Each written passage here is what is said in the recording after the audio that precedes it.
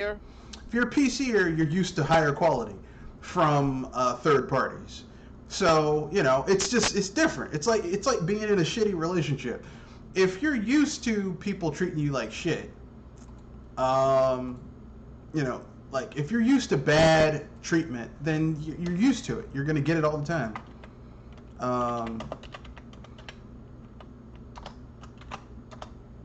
But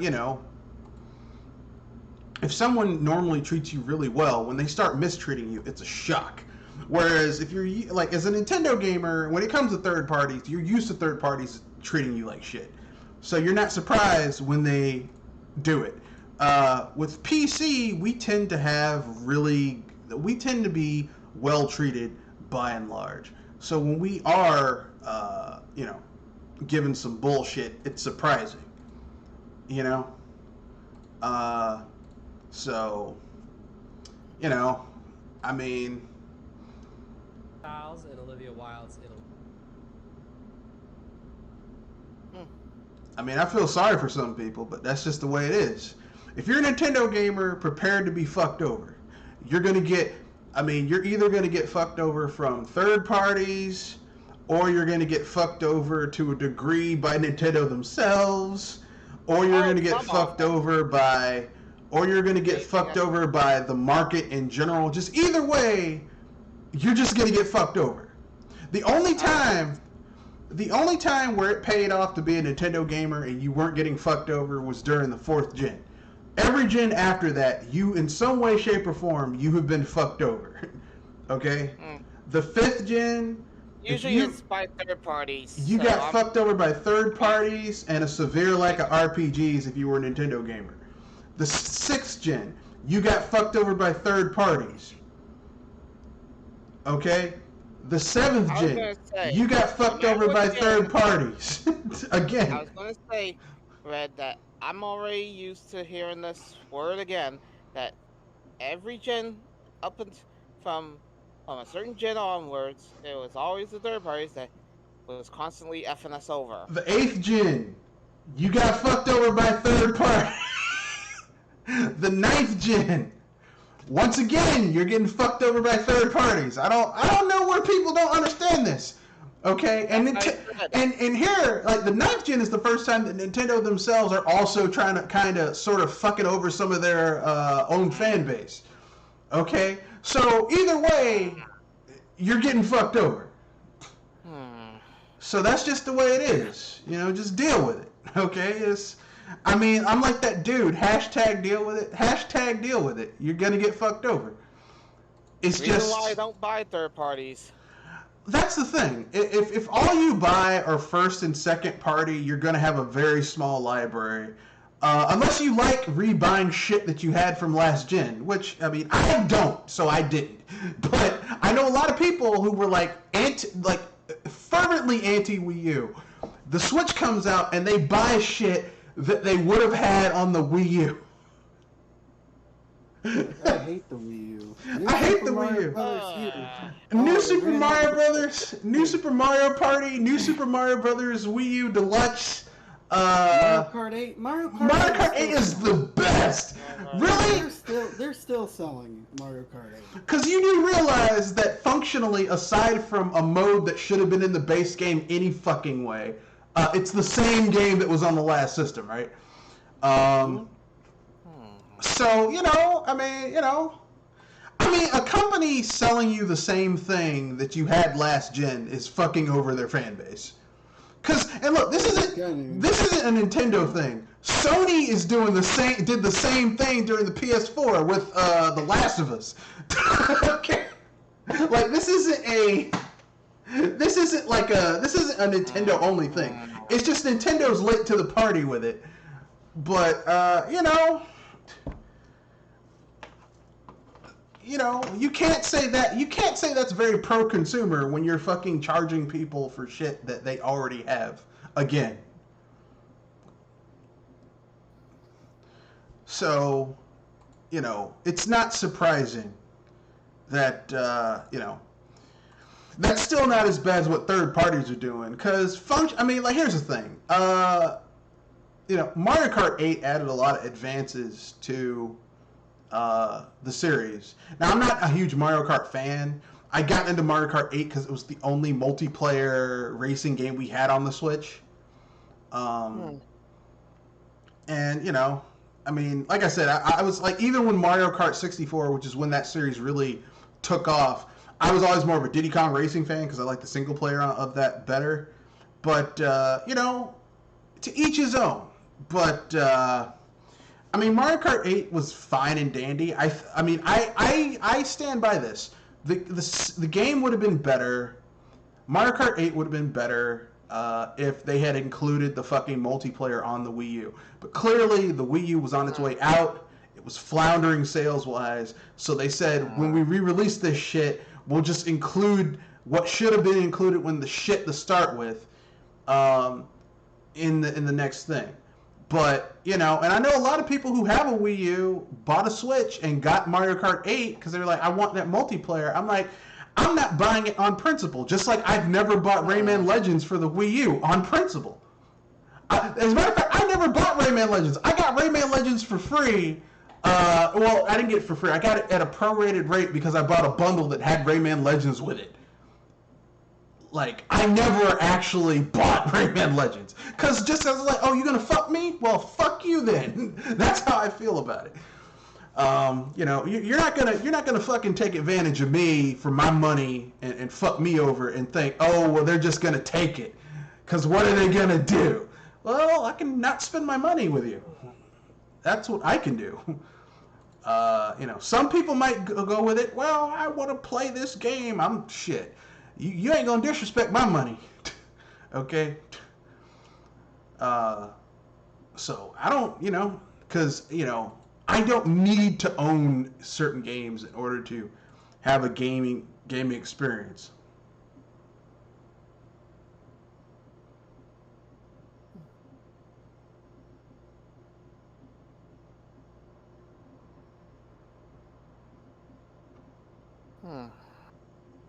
But you know, to each his own. To each his own. But you know, sorry to go off on a tangent. Anyway, to that being said, let's have everyone introduce themselves, starting with the lady first and the gentleman. So, ladies first. Welcome, ladies and gentlemen, boys and girls of all ages, to the BS Busters Midweek Podcast. I am July Eli Moonstar, and it looks like Warner Brothers is doing something up again. I don't know what they could be doing. I don't know. You just posted it up. Yeah, but that's not a negative thing. They just basically affirmed that they're not fucking selling off their NetherRealm and Traveler's Tales studios. Well, at least that's some good news, unlike Microsoft. But then again, I almost expected some bad news from. Well, Microsoft said they're going to bring back Clippy, which, fuck you, no one wants Clippy brought back. Kanoshi, introduce yourself. This is Kanoshi Abamanito. Glad to be on another one of these BS Busters. All right, glad to have you. This is Mr. Red Fox, owner proprietor of BS Busters. Let's dive into it. We have quite a few topics to cover. I mean, some of these I put in the chat were special interest, but some of it is actually pretty good. So, the first one is there was a topic that I want to bring up. There was a thing from Watch Mojo called the Top 20 Video Games That Aged Poorly. Crash Bandicoot was on there. Virtua Fighter was on there. Crash Bandicoot has aged poorly. I think most of the 5th gen platformer games aged poorly. Like, it's a testament to how well designed Banjo-Kazooie and Banjo-Tooie are that those games are still, like, kind of playable, but fuck. Like, some of those other 5th gen platformers are like, this shit is just overly simplistic and stupid. But yeah, so what are some games that, like, you recently went back and you were like, man, I loved this game when I was a kid, and you went back and played it and realized, oh, this is terrible. Looking through my library in a sense, and this is probably gonna bite me a little, but Lost Levels, Super Mario Brothers. Yeah, that wasn't a very good game. It's basically just a harder version of Super Mario Brothers. Except they do shit to just fuck with you. It's like, hey, remember that invisible block that kind of helped you go along? We moved it a little bit to the left so that when you try to make that long jump, you'll hit it and fall into the hole. Fuck you. Yeah, I was about to say, if I want some Kaizo Mario gaming, I go to the Mario Makers. Yeah, but that game was pre-Kaizo. Yeah, as I said, if I want more Kaizo, then I go to the Mario Makers. At least they are honest about breaking your orbs. Pre-Kaizo. So Yeah, I mean, as I said, if you want your orbs broken in two because of evil game design, I go to the ones that make an honest showing of it and let you know you tried to do this, you're already screwed. I could see that. Kenoshi? How about you boys? What? Sorry, what was the question? Which game aged poorly for you? What old game that you used to love when you were younger, and then you got it and you realized this shit aged really poorly? Rayman 2 on the PlayStation. The game was terrible. I mean, I used to really like that game as a kid. Thought it was better than the N64 because of the voice acting. But man, that game is hot garbage compared to the N64 version. I will play the N64 version. It looks better. It plays better. Gibberish doesn't bother me anymore, of course. And yeah, that version of the game aged like already warm milk. It aged poorly. It aged like an old raw steak. Yeah. Yeah, I mean, I don't know what to tell you. Crash Bandicoot, the first game's actually aged poorly too. I would agree with that list. It didn't. Best way to play that? Well, I don't know. I have mixed feelings about the remake. Like the physics are kind of off, but You'll kind of let it slide a little bit. Did the remake even make some effort to improve the timings?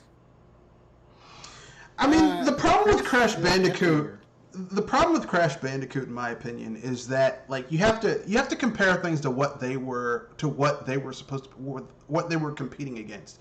Crash Bandicoot, like everyone thinks it was made to compete against Mario. That's bullshit. Crash Bandicoot was made to compete against Donkey Kong Country, and I'm sorry. But Donkey Kong Country is those three games, even the third one, which is the weakest in my opinion. But all three of them still have really good platforming that really, like, a lot of those levels stand up. Like, you can go back now and be like, oh, this is a very well designed platform level. Like, I can't say the same thing with Crash Bandicoot. I could agree there. I mean, even though Mario and Donkey Kong are different tightnesses of platforming, Well, both of them would basically curb stomp but crash easily. I would say that 2D. I would say 3D Mario is different from 3D Donkey Kong, but 2D wise, 2D wise, I would say Mario is easy mode, whereas Donkey Kong Country was like, okay, we're gonna start off easy, but then once you get to the second world, you're gonna be into some platforming where it's like, okay, if you aren't with it, fuck you, get good. That's, and I'm okay with that. I'm okay with them being like, fuck you, get good.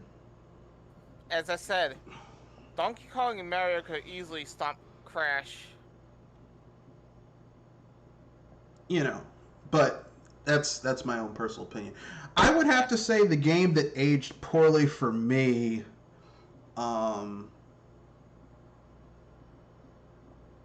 like from back in the day, the retro game that aged poorly. I'm gonna say it's this is gonna hurt my soul to admit this. Star Fox for the SNES. I love that game. I love the music. I think the ideas in the game are very well. There's some really good ideas, but the execution is just kind of hard. Wasn't all there, but still, I love that game. It is my favorite.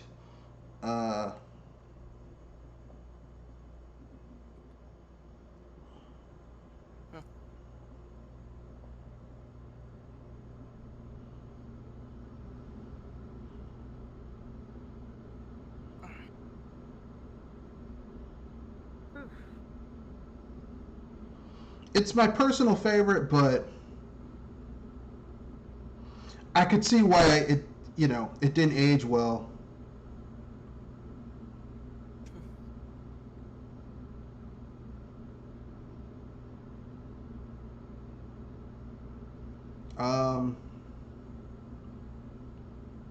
Even though I love that game. I love that game. I love that game so much. I think... Actually, no, I take that back. Really? I think Star Fox 64 would be better, in my opinion, if the music in Star Fox 64 was even close as well done as the music in Star Fox for the SNES, to me. Like, I just prefer the more electronic techno rock style of the SNES versus the orchestrated, we're trying way too fucking hard to be Star Wars or orchestrated space opera shit they were trying to do in Star Fox 64. Like, I wasn't feeling that. But, to each his own. So, what are some games that you think aged well? Like, you can still go back and be like, oh, this still is pretty goddamn good. This is probably the weird one because I consider it both a bad and a good game at the same time. And that's because of how it handles a little. And that would be Gex. Which one? The 3DO one or the N64 one?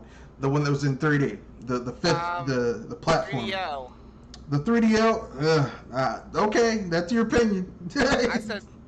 I said it's a mix for me because the controls are kind of ancient, but I can actually see that it still holds up a little bit. It's your opinion. You're allowed to have any opinion you want. Oh, come on, my friend. I know that you're just shooting me down. No, I've played the 3DO Gex game, and that game is... And I was going to say that, if anything, I played it on the PC. That's why. I mean, that's not much of a caveat, of a saving grace. It's still not all that good, in my opinion. But, I mean, look. I was going to it's your opinion. That, yeah, this is coming from somebody that plays on PC more than I do. Thank you very much. Look, I played a lot of games on PC. Like Final Fantasy VII, I played that game on PC. But everyone knows that the PC port of Final Fantasy VII is a steaming pile of dog shit. It's terrible. Even the cutscenes are muted on like half of the versions of the PC version of Final Fantasy VII. So even if you get to a certain point, like the big selling point of Final Fantasy VII were the CG cutscenes. They're fucking neutered on the PC version of the game in some versions. So, I mean, But hey, like I said, it's your opinion. You are allowed to have it. Kanoshi, do you have a game from back in the day that you were like, man, I don't think this, is this game going to hold up? And you played it and you're like, oh, this game is still good. Super Mario RPG, obviously Chrono Trigger, Final Fantasy VI. I played this.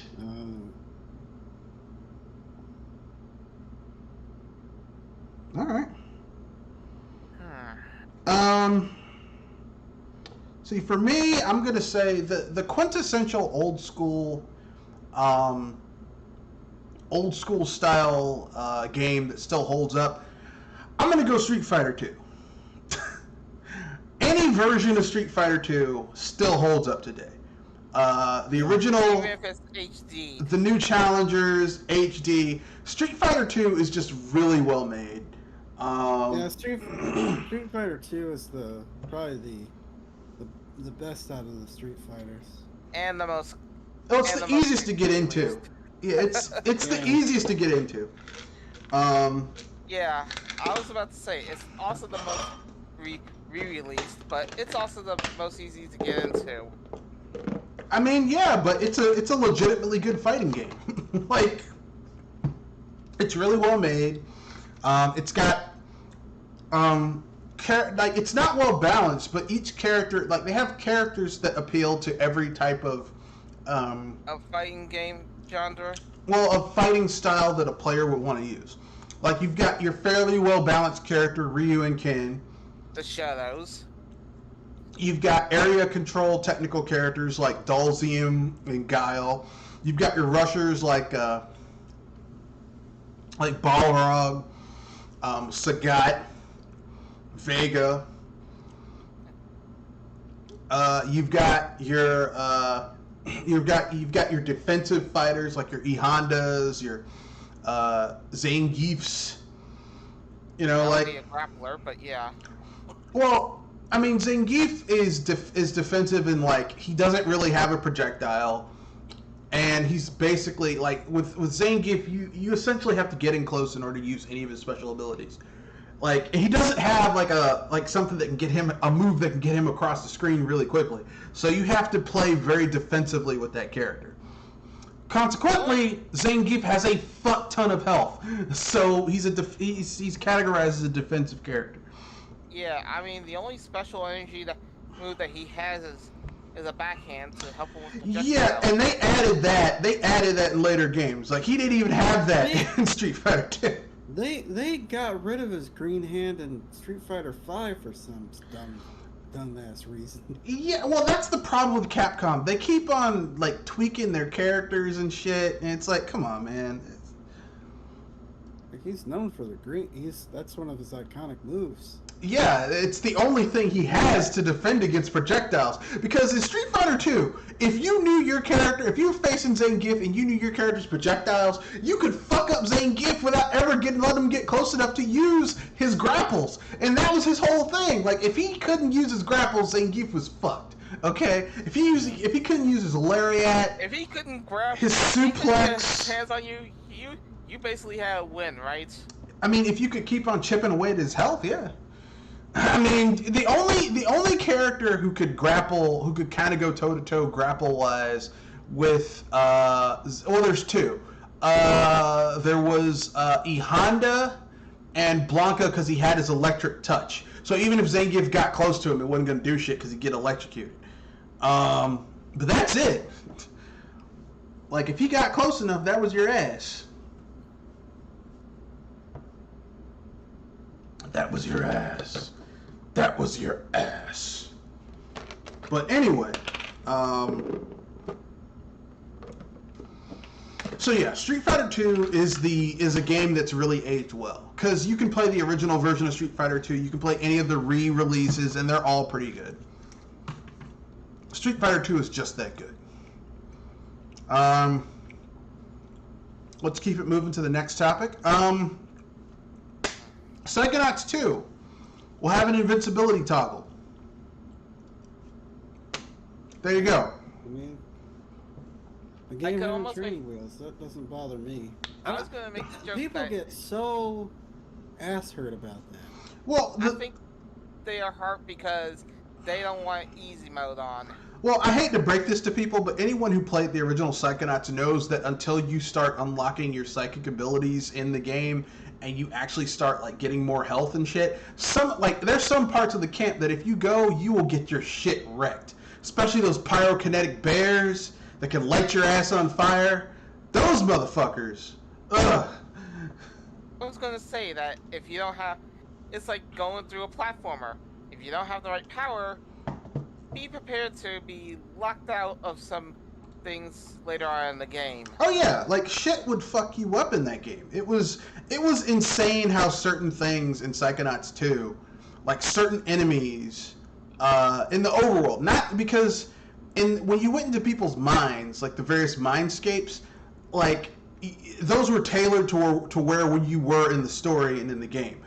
But like in the camp when you're like trying to find secrets or trying to find all of like the little MacGuffins and shit, sometimes you'd run across some enemies. You're like, God damn, that shit! Those motherfuckers wrecked my ass. You want to know why? Because you were weak. So, adding invincibility, pretty good.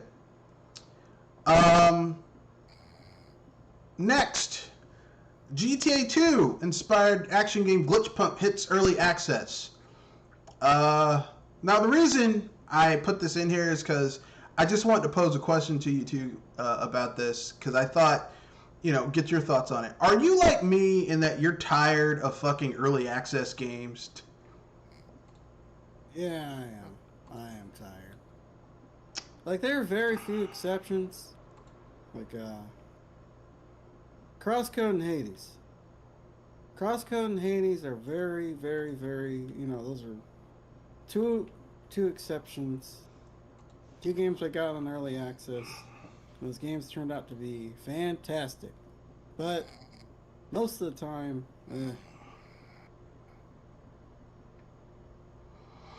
I get it. I mean, personally, I'm just really tired of early access anything. I know some people are going to get mad. They're going to be like, what do you mean you're tired of early access? I mean, and I understand. If you're an indie studio, you don't have the money to keep on working on something. You got to get something out there and start making some money. I get it. I really fucking get it. But at the same time, when bigger studios are doing early access, that I'm tired of that shit. yeah. Like Fallout 76, that was an early access game. no kidding. Cyberpunk 2077, that was a fucking early access game. Yeah. I like the game. I've been enjoying it. I've gone through like 3 playthroughs of it at this point. But like, those are all early access games. Like, clearly these games were not ready and you had to get something out and you just dropped it and you're like, well, we'll fix it as time goes by. And I hate that design philosophy with gaming. I hate the concept of someone selling me some shit and like, oh, we'll fix it later. Why should you be given a pass to fix things later? Shouldn't you release a complete or as complete as possible product, at first, and then, after the fact, add some extra shit? Like, wouldn't that make more sense? Thoughts? Ideas? Comments? Concerns? Agree, disagree? A little iffy with a bit of that, as in trying to combine some of the old back into the new. But I at least see where you're getting at it. But the thing is trying to be careful of which games you're trying to rework. Well, like I said, I'm not really that into if you're like an indie studio, clearly they don't have the resources to keep something,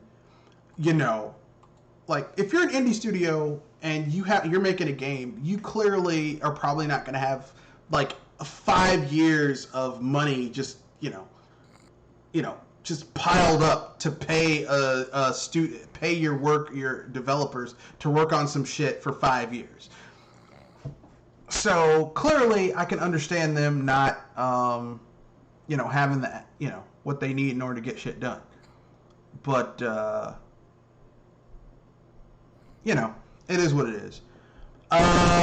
Next story, Cyberpunk 2077 was the highest selling game on the PS4 last month. Thoughts? Oh, I guess people bought it. Yeah. I mean, like, what I think people really just want a large single-player RPG that people are getting burnt out on fantasy. They want science fiction. They want something different. It's just a shame that CD Projekt Red shit that game out before it was ready, and didn't give it more time to let it be as awesome as it could have been. But this just proves the thing I originally said, which is people want other huge open world RPGs, just they want different shit. They don't want the same shit over and over and over again. Yeah, medieval fantasy is just, I guess, just a lot easier to construct versus science fiction stuff. Because the thing about fantasy is you can just kind of make stuff up as you go along. Yeah, you don't have to. Yeah, but some of the best fantasies are ones that still have some underlying not grounded, but like underlying rules that make up the. Jewel, you are sleeping on the cats, Jewel. You are snoring and sleeping. You are being muted, Jewel. But yeah, I mean, that's the thing that always kind of got me, was just just the sheer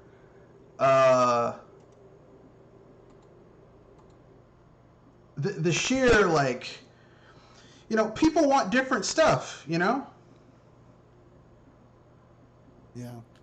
People want some variety, as they say. And I can't get mad at people wanting variety. Like, I would love, like, here's the thing. The idea of a Fallout MMO sounds cool.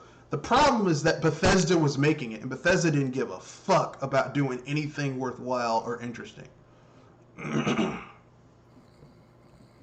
So, whatever. Next. So, the Switch OLED has been announced, and some people are shitting their pants because they wanted it to have everything and a bag of chips. Other people were saying, well, it's nice. But I have a theory. I think the Nintendo Switch OLED is for people who are really into mobile gaming. Yeah. Because clearly this is not designed for people who actually play this. Like, it's designed, all the features that are on the OLED Switch are features that are for people who really play the OLED Switch with handheld mode. Yeah.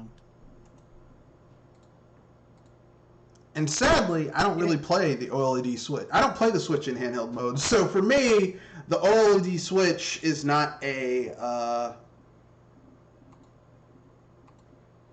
not something I really want. Mhm. Yeah. So, it doesn't really do anything to really, entice me for it. Because, like I said, everything about it, well, we're going to really make this exciting for people who play handheld. But I don't want to play... Like, I don't play games on my Switch in handheld mode. For one thing, most of the games in handheld mode run worse in handheld mode. So why the fuck would I want to play,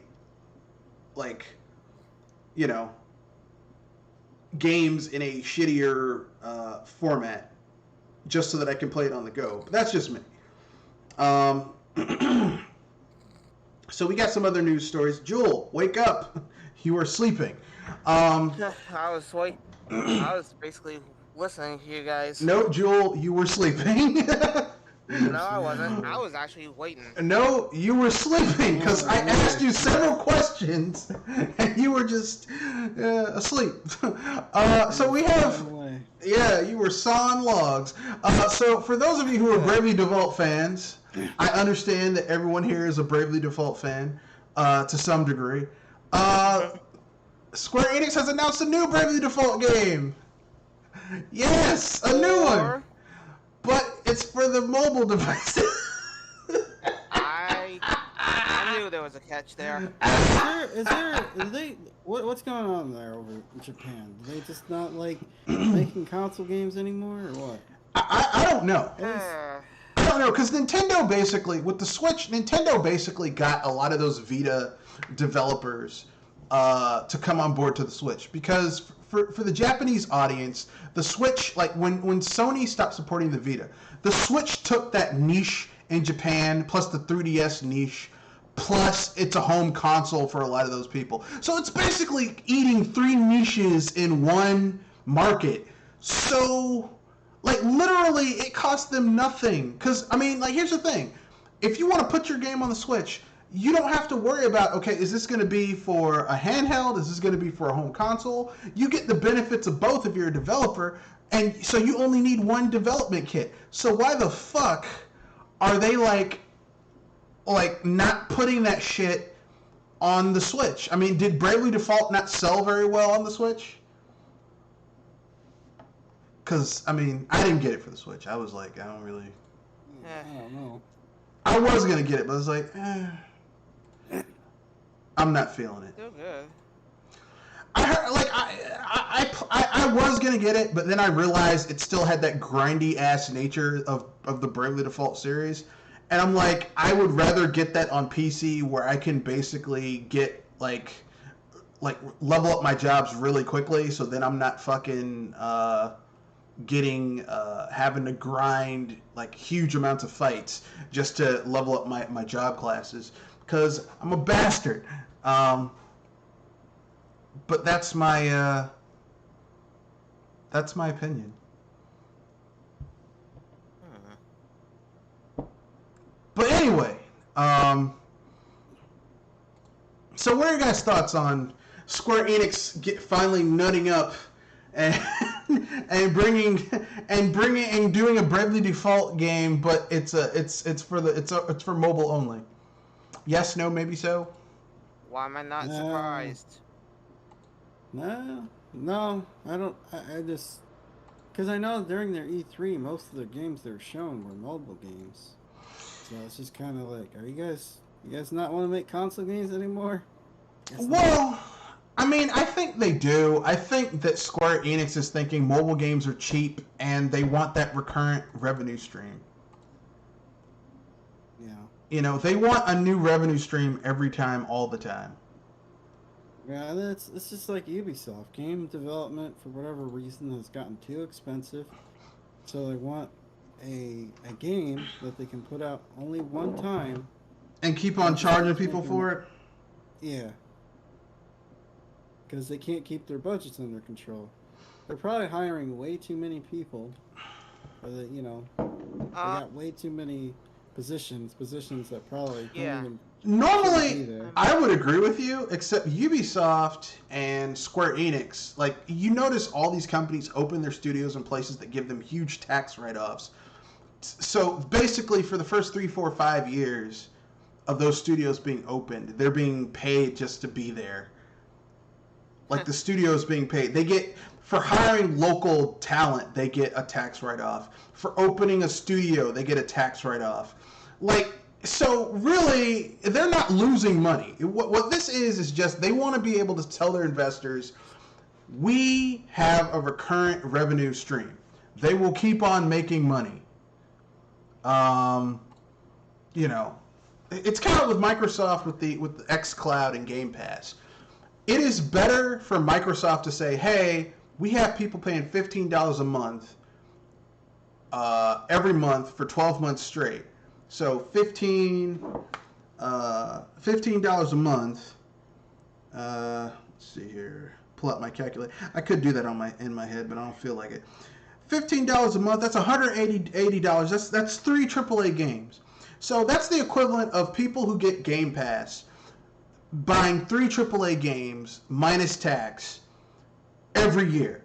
So if someone has Game Pass for 5 years, which is typically the life cycle of a system, they basically made $900, and that's on top of whatever people spend buying games. So if Microsoft can get 20, 30, 40, 50% of their install base to to get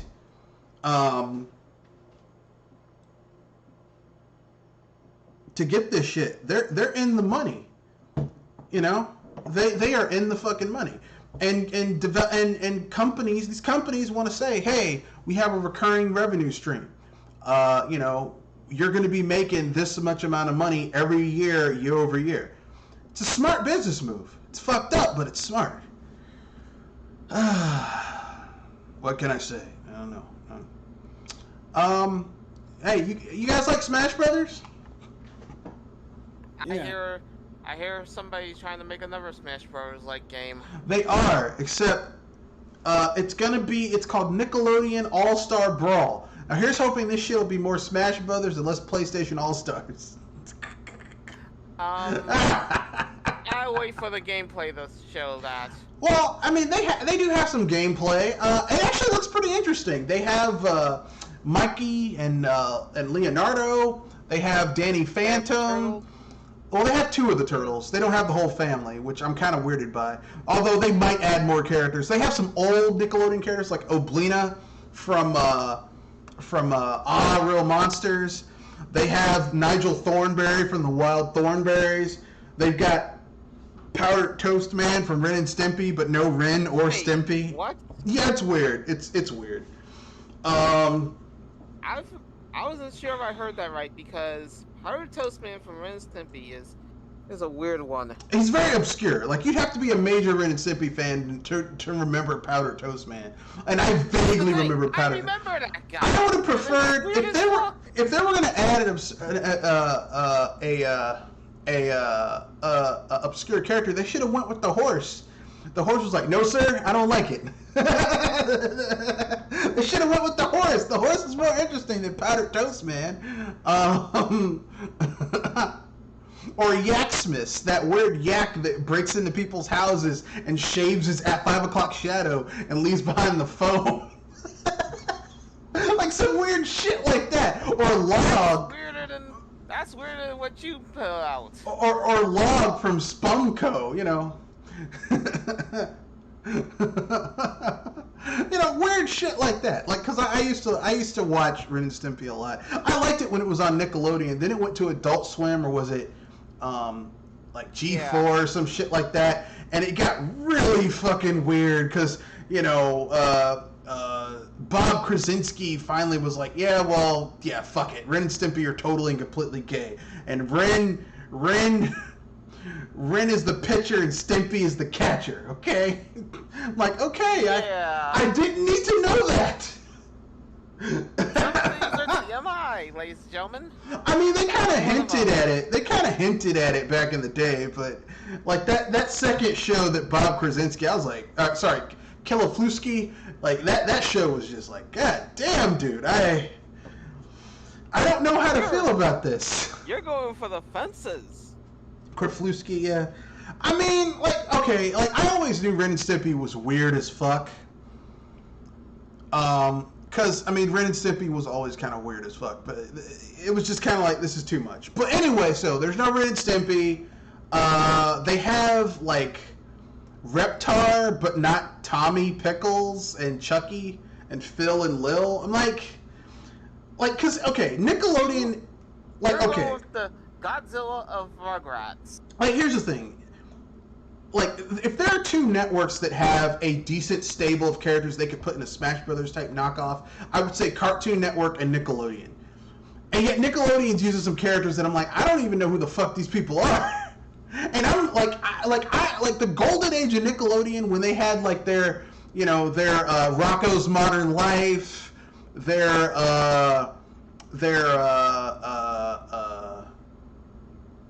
Hey Arnold, their I wanted to say Cow and Chicken, but Cow and Chicken was never on Nickelodeon.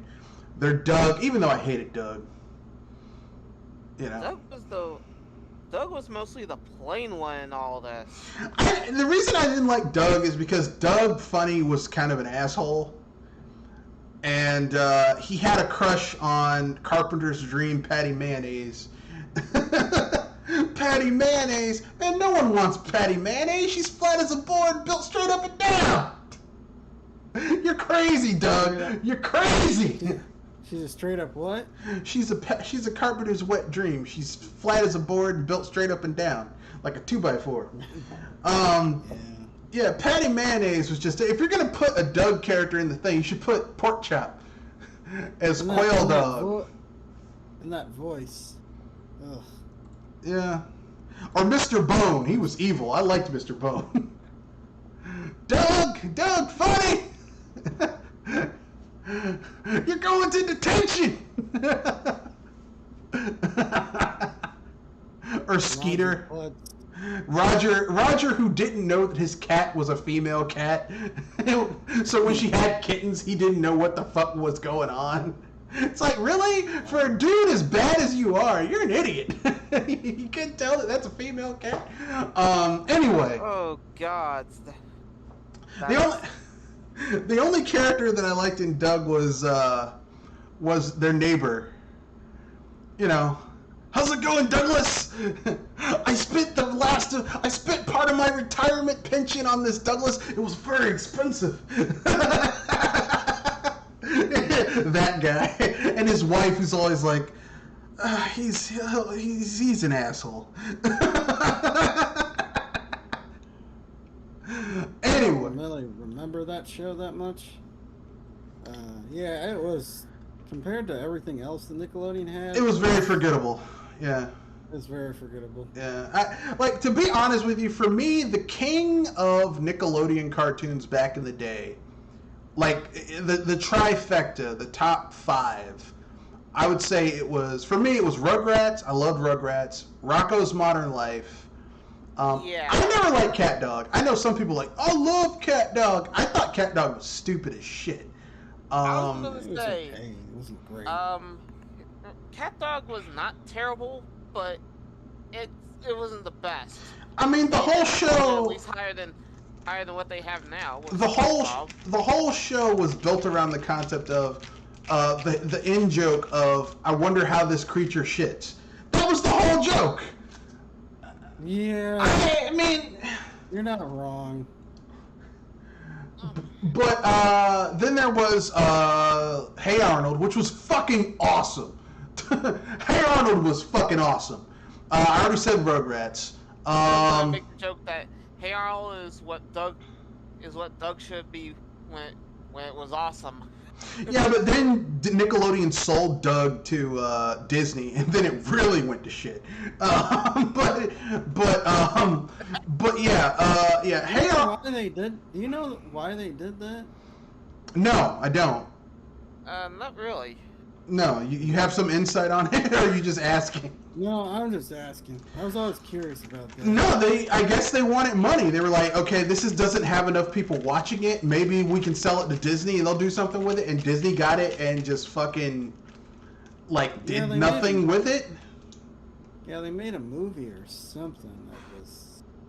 Yeah, Doug was never the strongest cartoon that they had on Nickelodeon.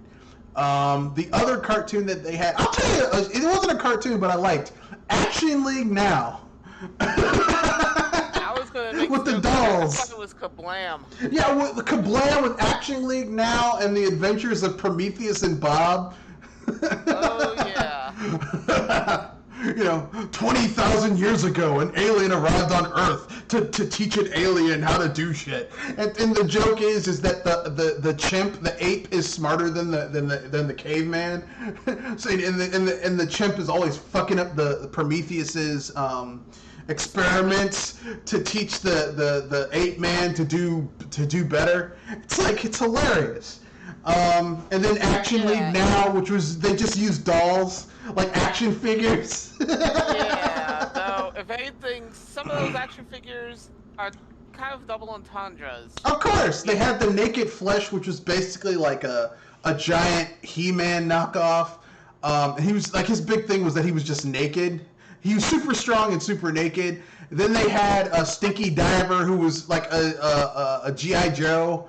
Then they had, what else did they have? Oh, they had Thunder Girl, who flies like thunder. And of course, Melty, who had the power to melt. That was his big thing, is that he could just melt. And he was always fucking up. Like, Meltman was always fucking up. So yeah, like, Action League Now was hilarious because it was kind of funny. I mean, all that was pretty good too on Nickelodeon. All that was basically like Saturday Night Live, but for kids. And some of the skits were legitimately funny, like Judge. They did a rip off of Judge Judy.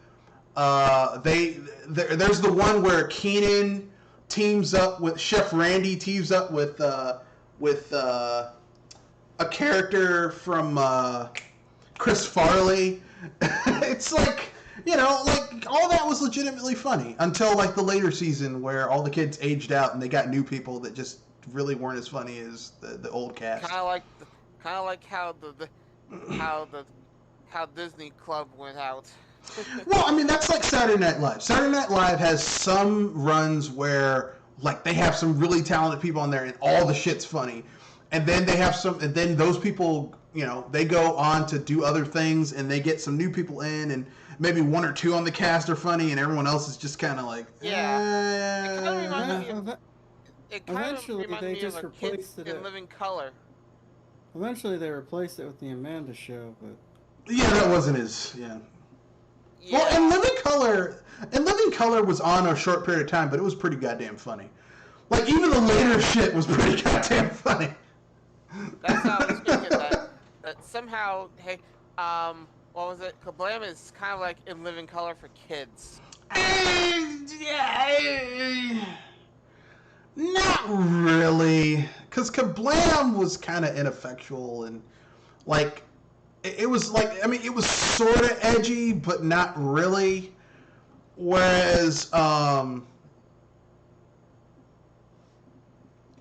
In Living Color did some shit that was like, God damn, you actually did that. You did that. You did that. Like, they did this one where they made fun of Ike Turner doing his thing where he's teaching, you know, how he doing this song. He's like, I'm going to do my own movie. And it's called Sometimes You Just Got to Slap a Bitch. I'm like, God damn, that's horrible. Yeah, that's... Because it was making fun of What's Love Got to Do with It, which that movie should be called Domestic Violence, the movie, because that's all it is. It's just a lot of domestic violence. I can't watch that movie anymore. Is that song in it too? Yes. Yeah, that's the ending. That's the ending theme. That song brought Tina Turner back, because after she got her divorce, Ike Turner basically took everything and she just kept her name. And she went to Europe and she had to rebuild her career. And she, like, the song that they were going to put as the single for her new album / CD was What's Love Got to Do with It. It's actually a pretty good song. Yeah, it works way too well for how it ran. I mean, that movie is hard to watch because it's got a lot of domestic violence, and I don't like watching domestic violence. That the What's song the worked point? way Is it too well just for what it was used for. Is it just about a relationship that just went terrible? It's about a woman who wanted to be a singer, who marries a man who was older than her, who manipulated her, used her talent in order to parlay that into a decent success, and like how he basically just like beats the shit out of her. I mean, it's like, here's the thing, okay? If you didn't grow up in a household where there was domestic violence, What's Love's Got to Do with It doesn't really hit as hard. But as someone who, as a little kid, saw a lot of domestic violence, for me, I have like almost visceral reactions to part of that movie. So when I'm watching it, I'm like, I don't want to see this because this takes me back. Takes me back to not the good old days. You know, someone weren't good. Someone getting dragged into a room and getting the shit kicked out of them behind a closed door. Like, that happens in the movie. I remember that. I remember being a little kid having to see your mother get dragged into a back room and get the shit kicked out of her. So I don't want to fucking watch a movie that reminds me of shit like that. So anyway, yeah, What's Love Got to Do with It? But they did In Living Color did a parody of that, where David Alan Grier plays Ike Turner, talking about how he's gonna do his own movie. But sometimes you just gotta slap a bitch. It's a little bit funny. A little bit funny. It's like scandalous, or how they did, how they had Jim Carrey play.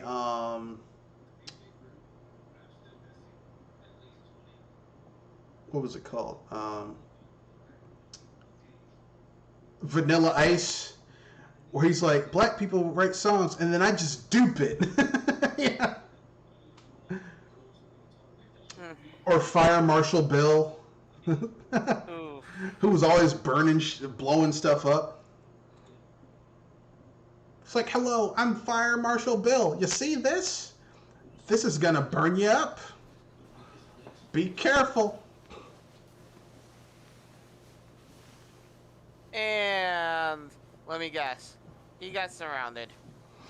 Well, all of the Fire Marshal Bill sketches ended with Fire Marshal Bill blowing himself and everyone else around him up because the joke was Fire Marshal Bill was dangerous. Or the ones where they had Jim Carrey pretend to be Charles Bronson, and he would just basically go around pistol whipping people and knocking them the fuck out. Or Damon Wayans playing Homie the Clown. Homie, don't play that. It's like, hey children, I guess you want me to act a fool so that you can get your laughs. They're like, yeah, and he hit him over the head with a sock. He's like, homie, don't play that. That's right.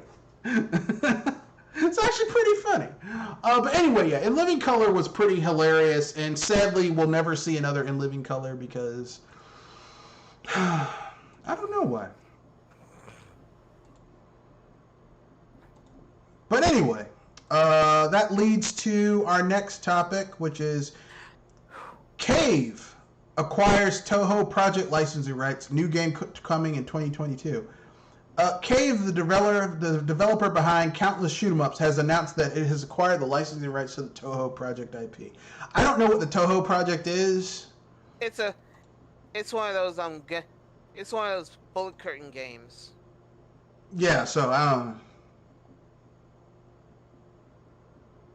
I'm at least aware of it to a degree. I mean, I've heard of Toho, but I don't know what the fuck is Toho is, so. Yeah, though, hearing that get a new game feature thanks to somebody's help, it kind of makes me wonder how it's gonna play out, or if it's gonna be another R-type game. I don't know. I've heard of Cave. I know they make shoot 'em ups, but them acquiring the licensing rights to Toho, I don't know.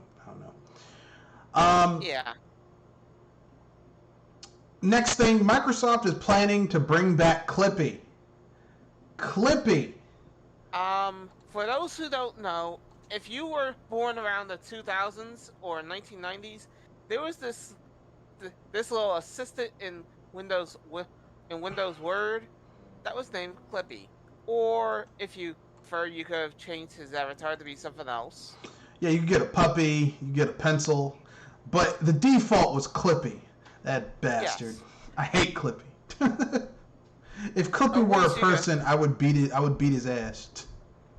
I was about to say, surprised that you didn't want to twist him into a lockpick. No, because then he'd be useful. Hey, it'd be a better use than what he's used for in the Microsoft. Well, Microsoft called themselves wanting to create something that was going to be helpful to end users, and I'm not against that because at that time, not everyone was really all that into PCs, into computers. Yeah, there were still people who were like, you know, if I'm going to type something, I'm going to use a word processor, literally an electronic typewriter with like a small screen on it. Like, and that was the height of their technology. Like, they weren't going to use a computer. So, even though technically speaking, a word processor is a computer, those electronic typewriters technically were, a lot of them were computers, but just not with the functionality that other PCs had. But they were cheaper, so you know that trade-off was there. But I mean, I get the idea. I'm just simply saying, you know. Oh yeah. That's just how it is. So, what are your thoughts on them maybe bringing back Clippy? Personally, I don't want Clippy ever back ever again as long as I live. For me, never really. I really consider it experienced an annoyance. Like, I don't mind if what he's did Clippy around. do? No, He's I- a personal assistant in a sense. I just hated Clippy, and I don't want him brought back. That's basically. It's not that Clippy did anything. It's just I don't like the idea of Clippy. You know, I don't like. I think if somebody was to compare Clippy to something, it would be like Chow from Sonic Adventures. I mean, I guess, but I just don't like Clippy. Yeah. Like, here's the thing. All these companies are trying to sell you your nostalgia. That's the big thing. We're going to sell you your nostalgia. And I have nothing against someone selling me nostalgia if you're selling me good nostalgia. But if you're selling me something that I hated back then, you know, like, I'm not going to be ecstatic about some shit that I didn't like back then. Like, oh, aren't you nostalgic? No.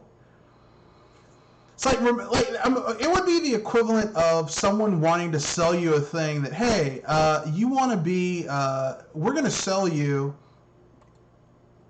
a device that you can put on your computer, so that every time you connect to a long loading site that takes a while to load everything, you're gonna hear the sound it used to make on dial-up. Remember? Click. I mean, that's nostalgic, yeah, but I hated that shit back then. Why would I want to listen to it now? You know? And that's the issue with shit like that, is that they're trying to sell you nostalgia on shit that I don't really particularly care about. But that's my own personal opinion. Anyway, they can't make anything new. It's like they can't make anything new anymore. Yeah, they don't want to make anything new.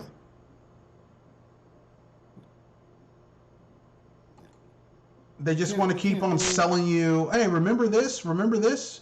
Remember how this used to be awesome? Well, guess what? We're selling it to you again.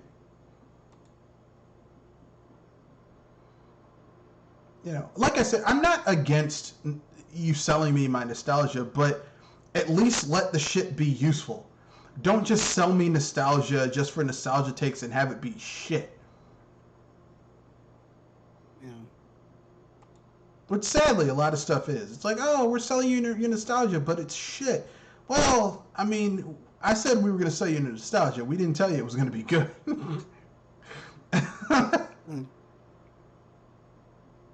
Yeah, then video games are starting to have that problem too. Like, I mean, it's cool to see some of these remakes come out, but maybe creating something new every once in a while isn't a bad, well, a bad idea. The thing is, the shit that they could sell as a nostalgia, like, okay, I love Bait and Kato's, one of my favorite games of all time. Okay, cool. Why don't you fucking sell Bait and Kato's? Why don't you sell Bait and Kato's as a duology, like a reworked duology that has, both games in it with like a speed up option for the first game? I'd be cool with that. Like, I wouldn't be against that. Nah, we can't do that, son. Anyway, let's move on to the final topic. Warner Brothers denies reports that NetherRealm and Traveler's Tales games are for sale. Your thoughts? I mean, would you who would buy NetherRealm and the Lego games? Because that's basically what Traveler's Tales makes, are the Lego games. I don't know.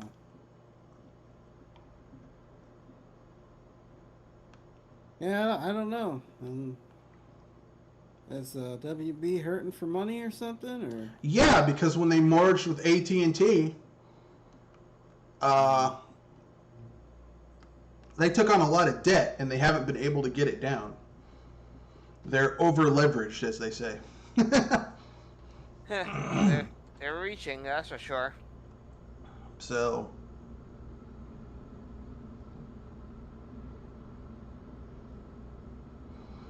I don't know what to say, you know?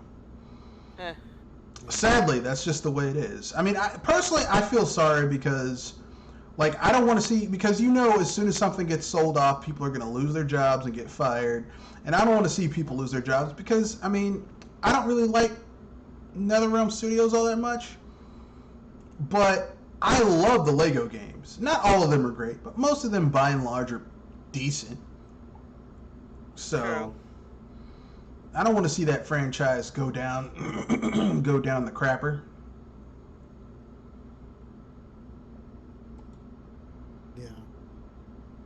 Don't go down the crapper, please. Oh. So.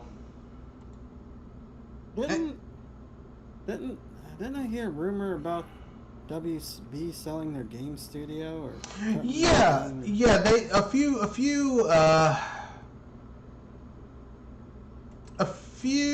months ago they were like, okay, we're gonna sell the game divisions, and they were like, yeah, we're definitely gonna sell the game divisions. But here's the problem: the game divisions make a lot of money, so why would you sell things that are making money? Yeah. That doesn't make any sense. Now, if the game divisions were losing money, yeah, get rid of it. But if it's making money, then, you know, don't sell it. Because they're not really making movies people care about, are they? I mean, some of their movies make money. Kinda.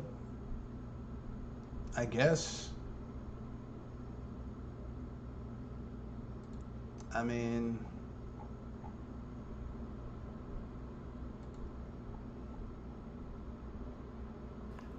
By the sound of it, it does seem like it. I mean, I know for a fact that some of the shit they make makes money. Like, movie-wise. I mean, they desperately wanted to make another, Game? Well, they wanted to make, what's it called?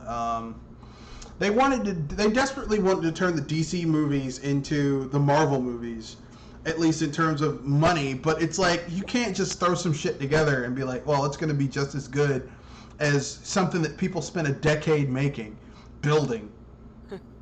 Crafting, you know? And I'll be honest with you, I don't like every Marvel film, but... I would say at least the big key ones were on point.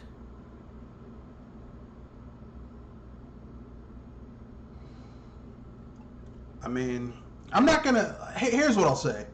Not every Marvel film is great, but by and large, they all fit into something. They're always trying to make something better.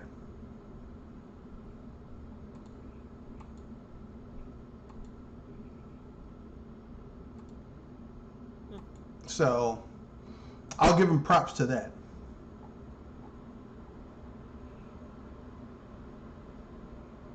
Right?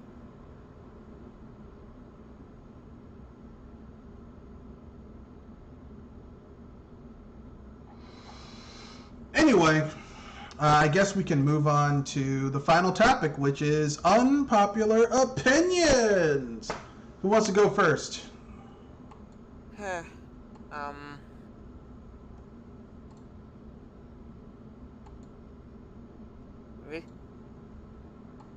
I kind of miss video game mascots, though. It feels like we got plenty of already, but then again, it's all from one company. I agree.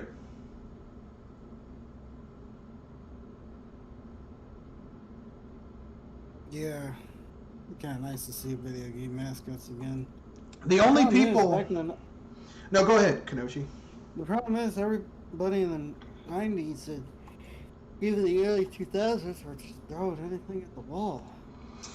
I mean, to a point, I agree. I do think they need to bring back video game mascots. I think now is the time. And the reason I think now is the time is because, we're in a new age where mascots would be fucking awesome. Like, I mean, and as a Nintendo fan, Nintendo still has their mascots. But, I mean, and Sega kind of uses Sonic a lot. But, Very much. Bring back the mascots. And not just for systems. Bring back Earthworm Jim. Bring back Bonk. With his big head ass. Big water head ass.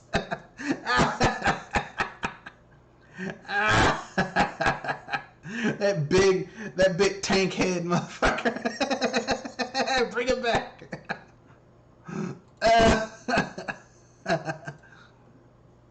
And I know some people are going to get mad when they hear that. How could you say that? Come on, we all know. Mascots made gaming fun.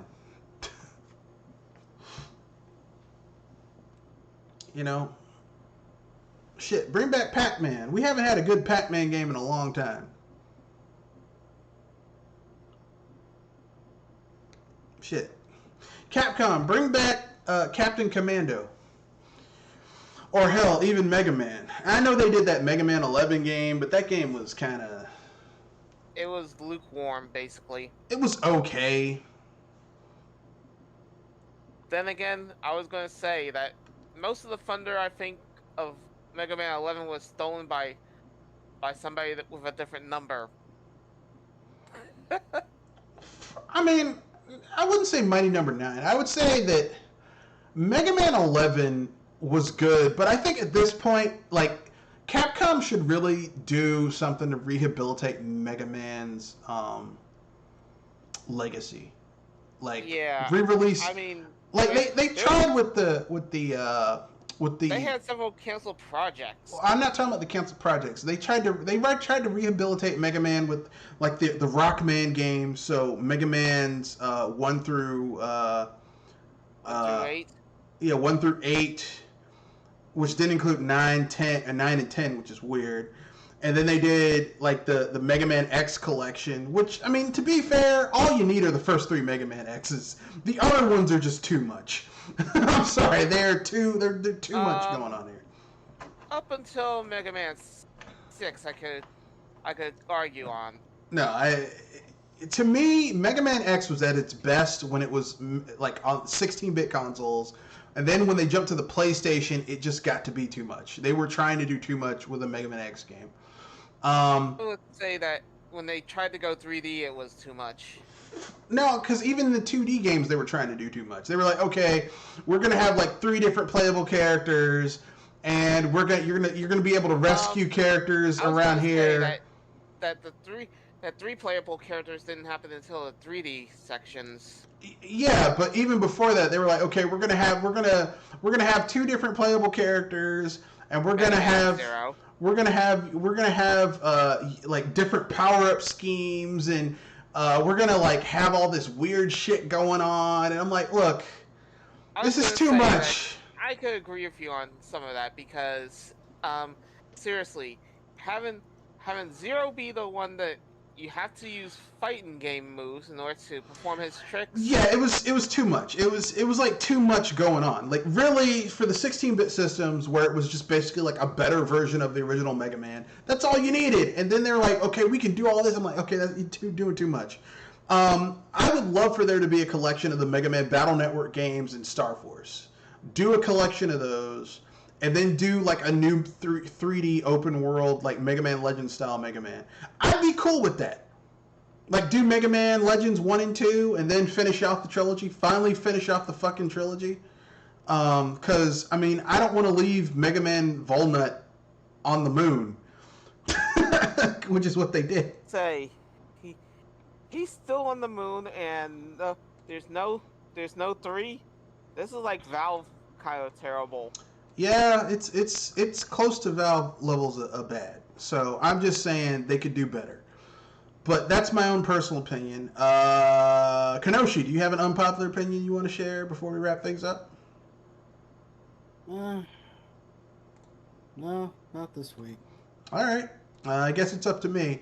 My unpopular opinion is this. I think that. Damn, and I actually had an unpopular opinion. Oh, here's my unpopular opinion. I think that the Switch OLED is a waste of time.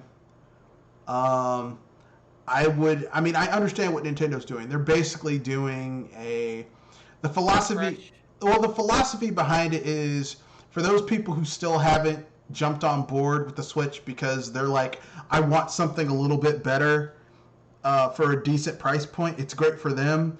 I guess some people have the attitude of like treat mobile gaming like smartphones, where the next shit comes out and they immediately upgrade. So I guess for them they'll get it. But for me, as someone who primarily uses my system as a in docked mode, well, in docked mode as a traditional console, the OLED just means nothing to me. The only thing so that for me, offer is that is the LAN support. Yeah, but even then, you can get a USB thing that does the same thing. You use a USB port. Yeah, you use a USB port. $350 for it. Yeah, You know. yeah. Well, no, you can get the dock by itself. The dock is compatible with old. I think the dock's like $80-$90. So, I mean, my point is this. This is like, I would have rather Nintendo just said, fuck it, and just put that development money into the next console, period, rather than release this 0.5, actually not even 0.5, 0.2, if anything, minute upgrade. If anything, it's still giving me something to enjoy. I mean, the people who are like, we're going to get a Switch Pro, we're going to get a Switch Pro. I'm like, look, I'm not against the people who want a Switch Pro. Because, like I said, I mean, personally, I'm tired of fucking playing first-party games on my Switch that are struggling to run shit. First-party games. Now, third-party games, look, as a Nintendo gamer, I know third parties don't give a fuck about optimizing shit on Nintendo hardware. They don't. By and large, most of them don't give a shit about optimizing a fucking thing. No software on Nintendo hardware. But when first-party games are struggling to run, I don't want to, I'm tired of, fast traveling in Xenoblade Chronicles 2. And, I go to an area that has a lot of shit going on, and literally, like, I'm seeing the area load in slowly but surely. I was on Twitter earlier today, and someone was like, yeah, I want to see Xenoblade Chronicles X on the Switch. I'm like, why? The Switch struggles to run aspects of Xenoblade Chronicles 2. And Xenoblade Chronicles 2 doesn't have half the shit going on that Xenoblade Chronicles X did. Would you want to play a game that struggled to run like that? I wouldn't. I feel like I got fucked over if I spent $60+ on a game and I'm playing it and it's running like shit. And it's a first-party game and it's running on the hardware that was designed for it.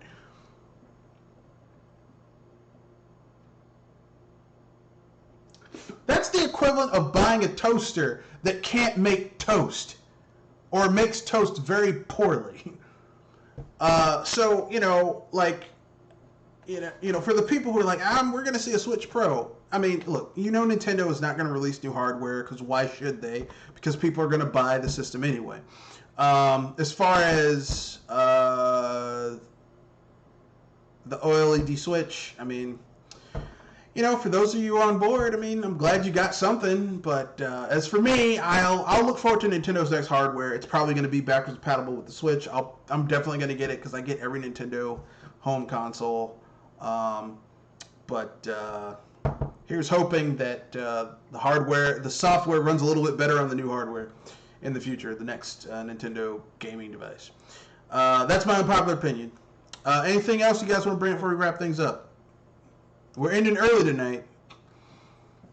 To be honest with you, I was about to ask if you heard anything about the Kojima and Sony arguments.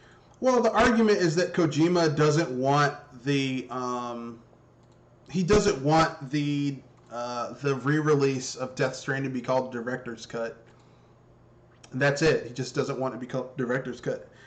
Frankly speaking, I don't fucking care what they call it because I just don't fucking care either way.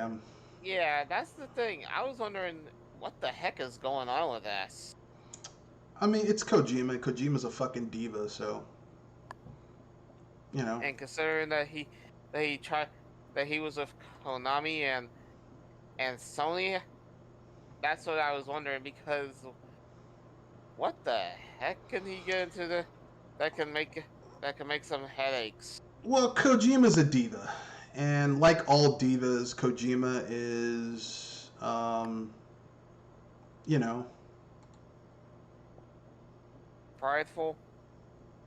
like he wants things a certain way. I mean, it's his game. Like, this isn't a case where he's under the auspices of Konami. Like, this is his studio, it's his game, he wants things a certain way. So, you know, I can understand why he would, you know, want things a certain way, but Konami is a business and they want to sell PS5s, and people for some reason really fucking loved